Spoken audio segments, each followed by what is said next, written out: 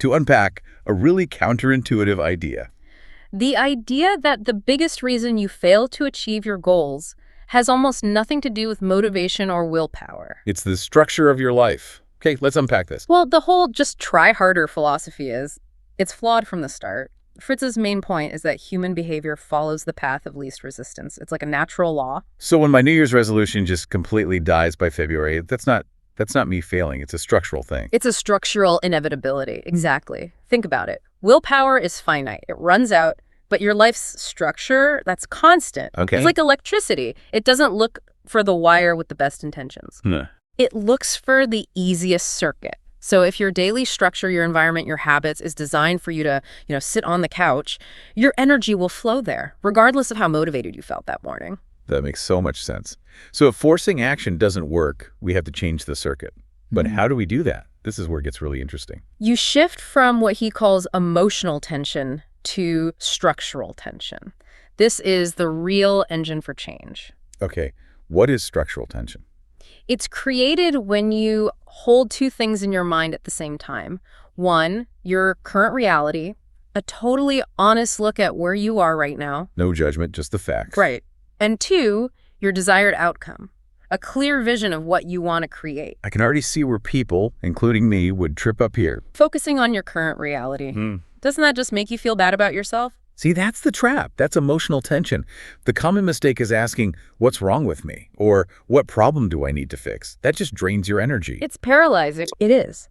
But structural tension is dynamic.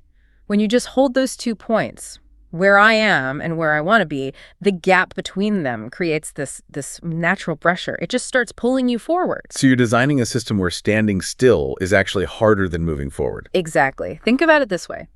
Your current reality is a cluttered desk. Your desired outcome is writing 1,000 words. When you see both clearly, the tension is right there. You either have to clear the desk or give up on writing. Exactly. Stagnation becomes impossible. The structure forces a resolution. This feels like the core of it, moving away from pain versus moving toward a vision, which brings us to this idea of the reactor versus the creator. That's right. Most of us live our lives as reactors. A reactor is always responding to problems, putting out fires. Moving away from pain. Yeah. How do I fix this mess? Yes, they're constantly exhausted because they're fighting their own life structure.